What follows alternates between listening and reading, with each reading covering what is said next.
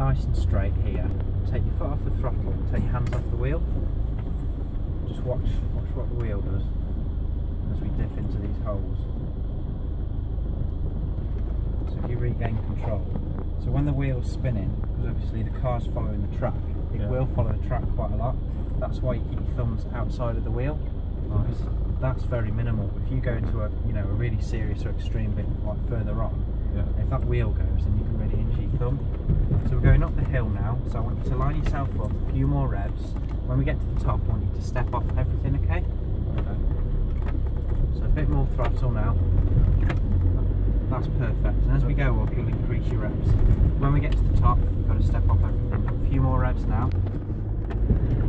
That's great. Keep it nice and straight. Keep those revs on. And step off. Now it's just going to creep downhill now. Cover the brake. We're going into the woods, so to the left. So just cover the brake. Feel how the car's got you? Yeah. That's the low range gearbox. So that's your engine brake in there that you felt.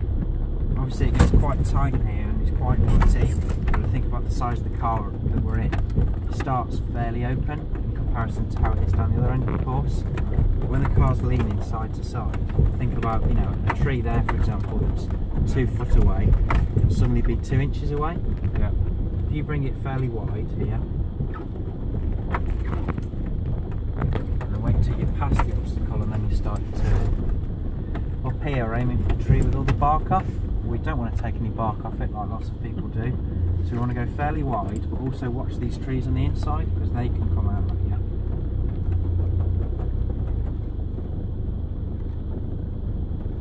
That's great. Nailed it. What do you normally drive? Yes.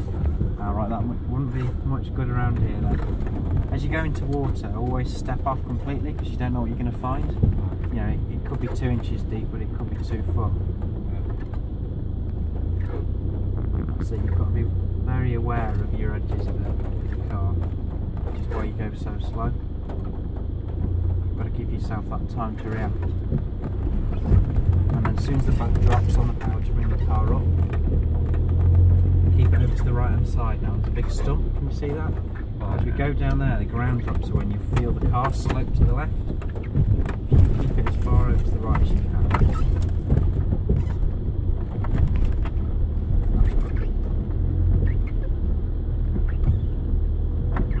Now we're not going in the obvious route. You can go straight on here, you'll see them here. Go over that lip and you have to really slow it down as we go through here. So bring it to the right. You might get a bit of sliding as you come across here. Now off that throttle completely, just cover your brake. See how the car will just slide? You've got a 2-ton vehicle and it will just go. So off the throttle, cover your brake. The minute it dips and the momentum's going up, you're on the throttle. Now.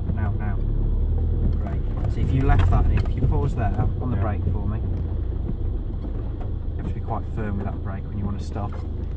If you'd left that any longer and it just started to sink back down again, instead of having your 2-ton vehicle going up, the momentum's there. When it's dropped down, you've got to get that going again. And when it's muddy like this, it's just game over. You've got to then back up and get your momentum going again. So try and keep that forward motion, but in control. When we come up to this next section, you see that right hand turn? You've got that tree there and that tree there. That's really tight, so we want to go nice and wide. And then we drop to the right, and that's when that tree really comes up on you. So just be aware of that.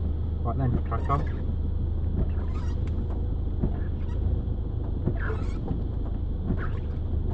And you can see the ground there, you can see how uneven it is. So keep it to the left. And now start to turn. So you've got to really edge it and watch that side of the car as well. It will make it. It's fine. That's perfect. Because that's at its limit there, width-wise.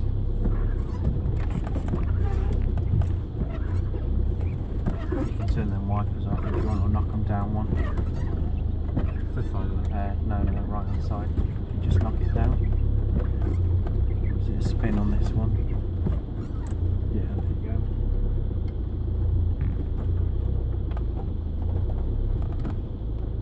As we go through here, it's a lot muddier, so it's going to want to pull the car. Yeah. Now, don't fight that. Obviously, you want to stay in the tracks. You want to be going where you want to go. But don't fight it so much that you're trying to come out, because you know it's not going to let you. And when you end up going, no, I want to go that way, and you give it some more throttle, it will jump out and fire you in the wrong direction. Right. So here we've got a really big ditch. Yeah. So you just let it sink in just as the momentum's coming up on the throttle. So there you go now. That's great. And that way you keep it really smooth. Yeah. Here, this is deceiving. I'll let you assess that and tackle it how you like, but you'll just feel the car. There you go.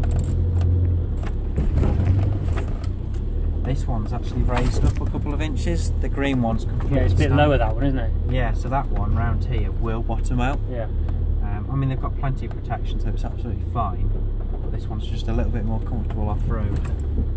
Neither of them are great on-road, but they're amazing at this kind of thing. See how you can lose sense of where the wheels are facing just because of how muddy it is? Have you ever thought about buying a 4x4 again? No. Would you consider it now? Quite the place to do it. We can go green lane in, you see. Get a green lane guide, they're all over the country. Similar to this. Not quite as extreme, but right here, it's really muddy, you can feel the car slide, take it to the left and then full lock to the right, off that throttle, because otherwise it'll push you so wide you'll be in them trees.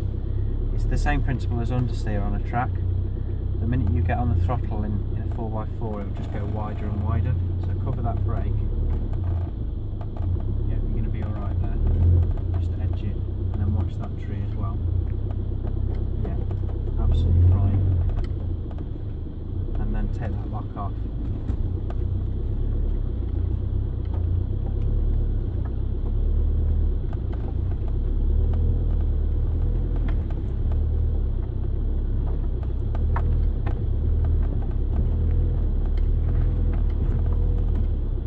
Your mirrors past the obstacle, you know your wheels are? Yeah. So you're safe then in effect. Watch this tree here.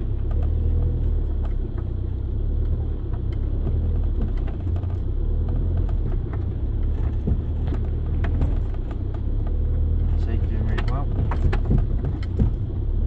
It's much more fun when you've got a bit of rain. Yeah. Because I was instructing Saturday, I think it was, and this was like so dry.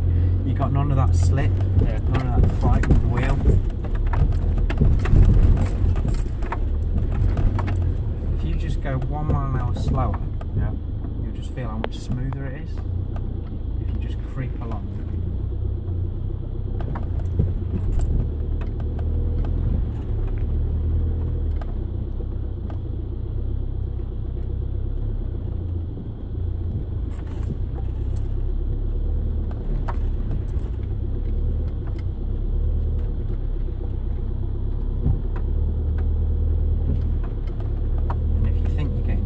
Never just floor it.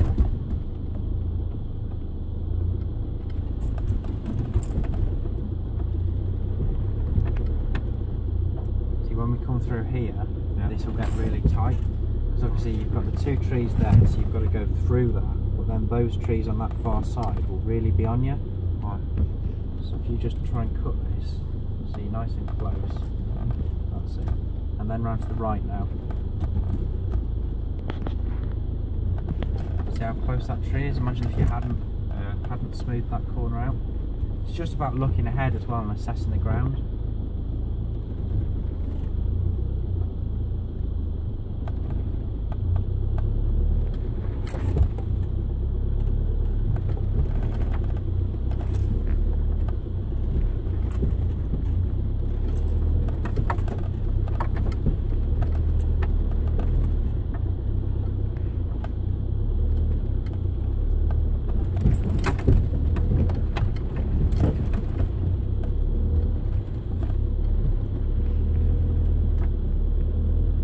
Out of it here, don't need as much power as you think.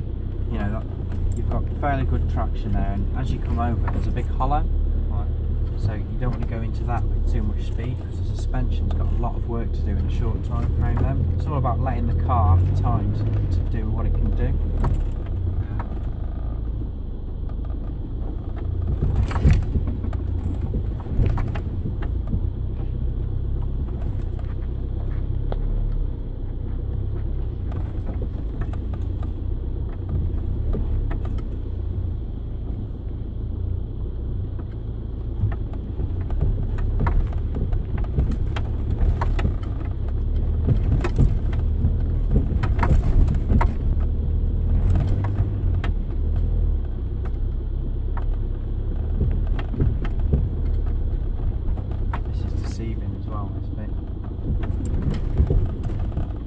As soon as that back end drops, just enough power.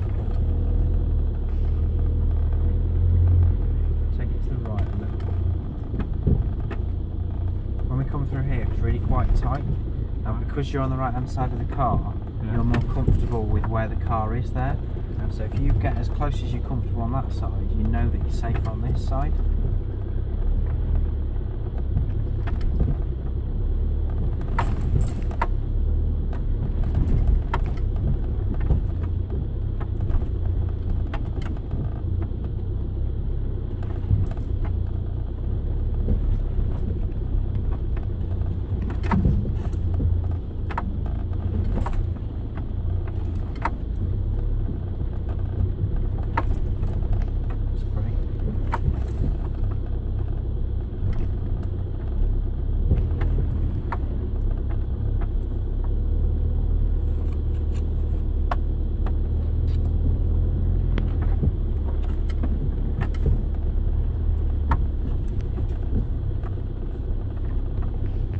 Go straight ahead here. So when we come in this mud, when we get into the space there, so you'll feel where the tracks are, so get yourself in the tracks so you can feel the ground. If you try and come out to the right, you should lose sense of where the wheels are. It goes very floaty and light very quickly. Rain we get, the worse that gets. That, you know, you can stop someone and say, where are the wheels facing? And they'll say that way, and they'll be facing that way.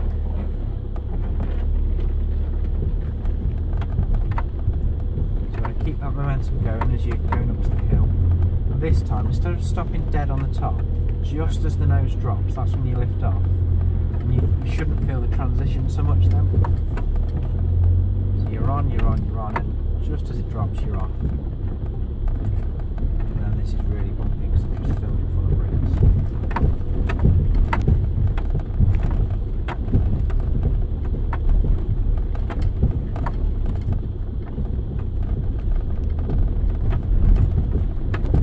So we're going to go right up to the right hand side now.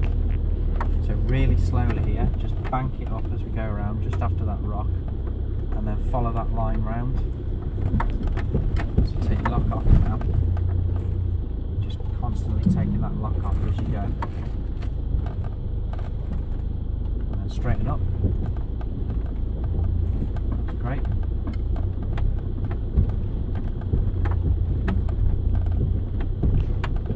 And then if you can do a nice big loop round for me and park us up next to that fence.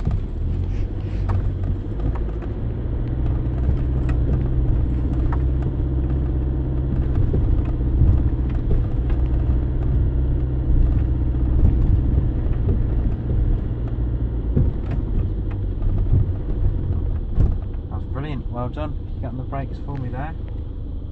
Full brakes. Fantastic. You did really well. Nice.